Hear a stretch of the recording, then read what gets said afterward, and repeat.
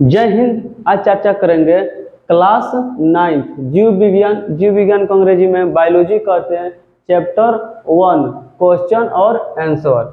यानी आज हम लोग क्लास 9 के पहला पार्ट के क्वेश्चन आंसर जानेंगे। तो देखते हैं। पहला प्रश्न है, कोशिकाओं को सर्वप्रथम किस वैज्ञानिक ने देखा था। यानी पहला क्वेश्चन पूछ रहा है कि कोशिकाओं को सर्वप्रथम सबसे पहले किस वैज्ञानिक ने देखा था। कोशिकाओं का खोज सर्वप्रथम रॉबर्ट हुक ने 1665 में की। यानी कोशिकाओं का खोज सर्वप्रथम रॉबर्ट हुक ने 1665 में की। उन्होंने कार्क की एक महीन काट के मधुमक्खी के छत्ते के समान कोठरियां देखी, जिन्हें उन्होंने कोशिका नाम दिया। यानी रॉबर्ट हुक ने जब कोशिका की खोज की तो उन्होंने कार्क के महीन काट मधुमक्खी के छत्ते के समान कोठरियां देखी। जब उन्होंने इस कोठरिया को देखा तो उन्होंने इसे कोशिका नाम दिया। क्या नाम दिया? कोशिका नाम दिया। और कोशिका को अंग्रेजी में सेल कहते हैं। कोशिका को अंग्रेजी में क्या कहते हैं? सेल कहते हैं। प्रश्न दूसरा, कोशिकाओं को जीवन की संरचनात्मक तथा क्रियात्मक इकाई को क्या कहते हैं। यानी कोशिकाओं के संरचनात्मक तथा क्रियात्मक इकाई को क्या कहते हैं। सभी जीव कोशिकाओं से बने होते हैं। यानी जितने भी जीव इस पृथ्वी पर हैं सब किससे बने होते हैं? कोशिकाओं से बने होते हैं। ये जीवन की मूलभूत इकाई होती है। यानी कोशिका जो है वो जीवन की मूलभूत इकाई है। जीवित कोशिकाओं में मूलभूत कार्य करने की क्षमता होती है। यानी जितने जीवित कोशिकाएं होती है उसमें कार्य करने की क्षमता होती है।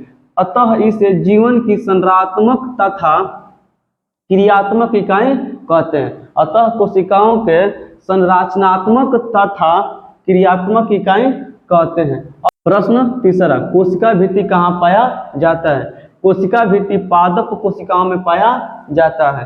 प्रश्न देखेंगे चौथा, कौन से कोशिकांग में सक्रिय श्वसन स्थल है। कौन से कोशिकांग में सक्रिय श्वसन स्थल है। माइटोकॉन्ड्रिया कोशिकांग के सक्रिय श्वसन स्थल है। अब प्रश्न देखेंगे पांचवा, किस कोशिकांग को आत्महत्या की थैली कहा जाता है। यानी किस कोशिकांग को आत्महत्या की थैली कहा जाता है। लाइसोसोम को आत्महत्या की थैली कहा जाता है। यानी लाइसोसोम को आत्महत्या का थैली कहा जाता है। छठवां प्रश्न देखेंगे, कोशिका के अंदर प्रोटीन संश्लेषण कहाँ होता है। यानी कोशिका के अंदर प्रोटीन संश्लेषण कहाँ होता है। कोशिका के अंदर प्रोटीन संश्लेषण राइबोसोम में होता है। यानी कोशिका के अंदर प्रोटीन संश्लेषण राइबोसोम में होता है। सातवां प्रश्न देखेंगे कि लवक कहाँ पाया जाता है। लवक कहाँ पाया जाता है। लवक सिर्फ पादप कोशिकाओं में पाया जाता है। लवक कहाँ पाया जाता है? तो लवक सिर्फ पादप कोशिकाओं में पाया जाता है। आठवां प्रश्न है कि कोशिकांग के किन्हीं दो अंगकों के नाम लिखें जिसमें डीएनए पाया जाता है।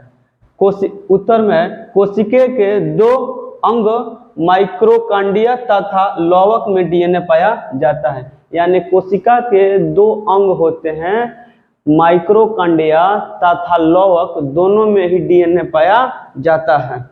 अब का नौवां प्रश्न कह रहा है, भोजन का संपूर्ण ऑक्सीकरण किस कोशिकांग में होता है। यानी नौवां प्रश्न कह रहा है कि भोजन का संपूर्ण ऑक्सीकरण किस कोशिकांग में होता है। भोजन का संपूर्ण ऑक्सीकरण माइटोकॉन्ड्रिया में होता है। यानी भोजन का संपूर्ण ऑक्सीकरण माइटोकॉन्ड्रिया में होता है। 10वां प्रश्न, कोशिका भित्ति तथा कोशिका झिल्ली के मूलभूत अंतर क्या है। मूल अंतर क्या है। यानी कोशिका झिल्ली और कोशिका भित्ति में मूल अंतर क्या है। कोशिका भित्ति कड़ी और निर्जीव होती है। जो कोशिका भित्ति होती है वो कड़ी और निर्जीव होती है, जबकि कोशिका झिल्ली अर्धपारगम्य एवं सजीव होती है। कोशिका झिल्ली अर्धपारगम्य एवं सजीव होती है। जय हिंद।